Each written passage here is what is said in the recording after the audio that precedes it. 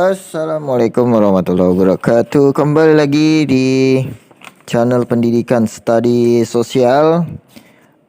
Anak-anak Ustadz yang Ustadz sayangi, kemarin kita telah mempelajari flora dan fauna di Indonesia maupun di dunia. Kemudian persebaran flora fauna di Indonesia dan di dunia. Kemudian kenapa flora dan fauna Indonesia bisa dibagi menjadi 3 wilayah. Yang pertama di Sumatera, Jawa, Kalimantan yang disebut dengan paparan Sunda. Kemudian flora dan fauna di daerah Papua atau Sadigul, ya, paparan Sadigul. Kemudian flora dan fauna peralihan yaitu di Sulawesi dan di Bali atau di Lombok, ya. Kemudian di Pulau Komodo, yaitu persebaran flora dan fauna di Indonesia itu ada beberapa faktor yang mengakibatkan terjadinya perbedaan-perbedaan, ya, saya sudah jelaskan kemarin. Kemudian apa itu fauna yang dilindungi di daerah Indonesia bagian barat, bagian tengah, dan bagian timur. Kemudian lagi persebaran fauna dan flora di permukaan bumi di seluruh dunia. Ada Nearctic, ada Neoprotic, ada Australia, ada Oriental, ada Palearctic, ada Ethiopia, dan ada Madagaskar. Untuk hari ini kita akan membahas pemanfaatan keanekaragaman hayati Indonesia untuk kesejahteraan rakyat Indonesia, ya. Apa saja manfaat atau pemanfaatan hayati atau flora dan fauna Indonesia untuk kehidupan masyarakat Indonesia, ya. Pertama yaitu sebagai sumber pangan, ya. Sebagai sumber pangan untuk rakyat Indonesia, terutama untuk sandang, pangan, papan, pakaian. Itu termasuk, ya. Karena semua dari alam akan kita olah untuk kesejahteraan manusia Indonesia. Yang pertama sebagai sumber pangan, ya, tentunya kalau sumber pangan bisa untuk sumber karbohidrat, sumber protein, sumber lemak, sumber vitamin, sumber mineral, dan lain-lain sebagainya. Kalau sumber karbohidrat diambil dari biji-bijian, contohnya jagung, padi, ubi rambat, dan lain sebagainya. Kalau untuk protein ada kedelai, ada kacang, ada daging, ada ikan, dan lain-lain. Kalau lemak juga ikan, daging, kacang kedelai, dan lain-lain sebagainya.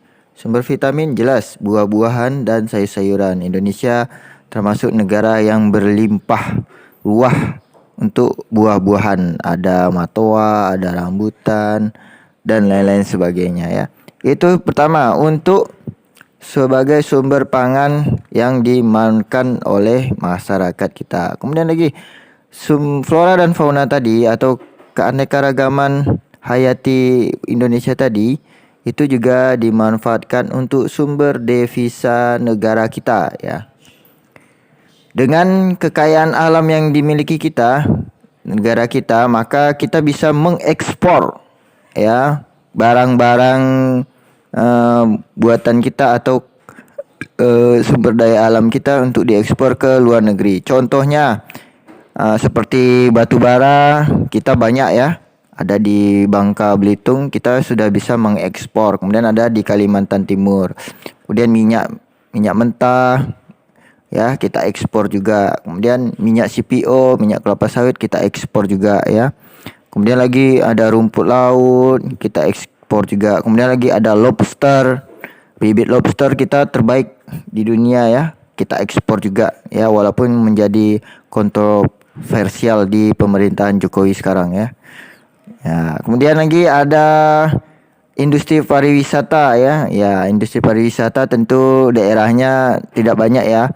Kalau di Sumatera yang paling terkenal di Sumatera Barat dekat Kepulauan Mentawai. Kemudian kalau di Nias ada di Pulau Nias. Kemudian ada di Sumatera Utara di Sibolga, lepas pantainya. Kemudian kalau untuk di daerah Jawa tentu Parangtritis, daerah Jawa Barat, Jawa Tengah, Jawa Timur.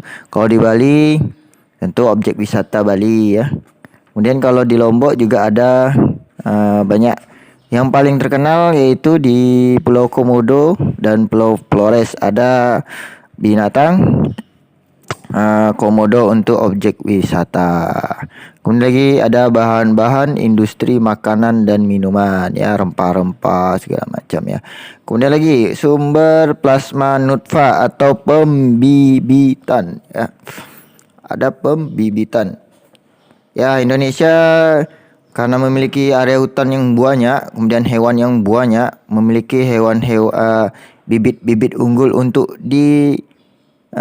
menjadi sumber plasma atau plasma benih atau nutfah ya. Banyak penelitian yang dilakukan oleh luar negeri dan di Indonesia untuk mengembangkan bibit-bibit unggul. Contohnya bibit jagung F1. Kemudian benih padi sudah banyak diambil oleh negara-negara lain ya, seperti Thailand, Cina.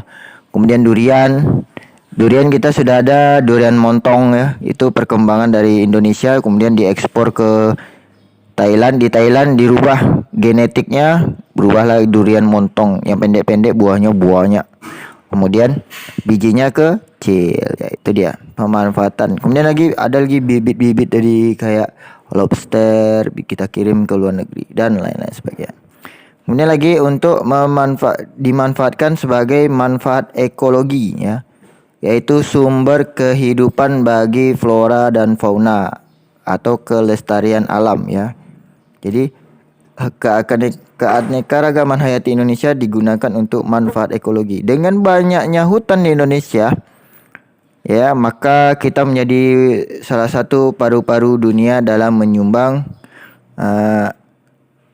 menurunkan gas CO2 atau karbon dioksida di atmosfer, dan kita paling besar menghasilkan O2 atau oksigen di dunia ya, termasuk setelah Brazil. Itu dulu ya, itu dulu. Sekarang hutan kita sudah banyak yang gundul. Jadi mau tidak mau predikat kita sebagai paru-paru dunia sudah luntur ya, itu dulu.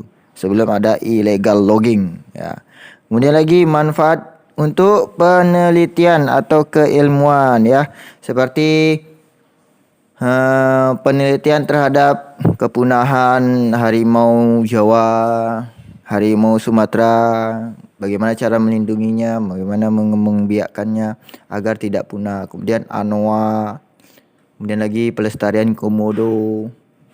Habis itu ya hewan-hewan pendemik lah, hewan pendemik atau hewan-hewan langka harus dilestarikan. Kemudian lagi bagaimana bunga rafflesia bisa dilindungi dan lain-lain sebagainya ya. Selanjutnya ya, setelah pemanfaatan keanekaragaman hayati Indonesia dimanfaatkan, tentu ada dampak-dampak yang diakibatkan oleh aktivitas masyarakat Indonesia, khususnya masalah industri ya. Makin berkembangnya industri di negara kita. Akibat adanya perkembangan industri, maka banyak flora dan fauna yang terkena dampak ya. Contohnya pembakaran hutan baik di Sumatera, Kalimantan, itu mengakibatkan tingkat populasi dari hewan-hewan pendemik. Kemudian hutan-hutan sudah berkurang, dijadikan lahan-lahan sawit ya, lahan sawit untuk peningkatan CPO ya. Boleh sebenarnya, tetapi harus ada pembagian pembagian penyesuaian atau klarifikasi ya. Jadi jangan hutan itu dibakar, tetapi diklasifikasi. Jadi hutan yang kayunya mau diambil yang besar itu ditebang, yang kecil dipelihara. Jangan semua ditebang habis itu dibakar. Akhirnya terjadi dampak lingkungan. Yang rugi siapa? Yang rugi orang kita juga ya, seperti asap, merusak paru-paru ya, itu. Kemudian lagi bagaimana masyarakat mau ngambil ikan di tepi-tepi pantai atau di laut dengan cara ngebom, itu salah juga ya. Nah, itu dapat mengakibatkan kerusakan terumbu karang. Kalau udah terumbu karang rusak, ikan-ikan akan lari semuanya, tidak mau tinggal di situ ya. Kemudian lagi pelestarian terumbu karang ya. Tadi bagaimana cara pelestarian terumbu karang sudah banyak dilakukan oleh teman-teman kita di LSM ya. Banyak yang mulai melakukan pembinaan atau menambah pelestarian terumbu karang baik di tepi-tepi pantai, kemudian di daerah-daerah yang sudah tergerus terumbu karangnya, yang rusak terumbu karangnya. Kemudian dengan menanam bakau di pinggir-pinggiran garis pantai dan lain-lain sebagainya ya. Kemudian lagi bagaimana caranya? Caranya setelah ditanami kemudian dievaluasi setiap LSM itu. Kemudian setelah dilestarikan terumbu karang tadi misalnya, itu harus ada penegakan hukumnya bagi yang merusak kembali terumbu karang, pelestarian-pelestarian yang sudah dilakukan oleh masyarakat ya. Jadi kuncinya untuk kerusakan alam ini, yang merusak itu adalah aktivitas dari manusia itu sendiri dalam meningkatkan sumber daya untuk konsumsi. Akibatnya mau tidak mau kerusakan flora dan fauna akan terjadi. Dampaknya kembali lagi ke manusia itu sendiri. Makanya pemerintah melalui Departemen Perhutanan, Pertanian, kemudian Lingkungan Hidup ada membuat peraturan-peraturan mengenai pengambilan sumber daya baik hutan maupun sumber daya yang ada di dalam bumi, itu ada aturannya atau undang-undangnya. Jadi apabila suatu perusahaan ingin melakukan eksploitasi, maka harus mengikuti peraturan dari kementerian-kementerian di pemerintah, seperti dampaknya bagi lingkungan atau AMDAL, kemudian lagi dampak bagi masyarakat sekitar, kemudian dampak bagi tumbuhan dan hewan ya. Contoh, misalnya ada eksploitasi batu bara di suatu daerah, maka perusahaan tadi wajib minta izin kepada departemen atau kementerian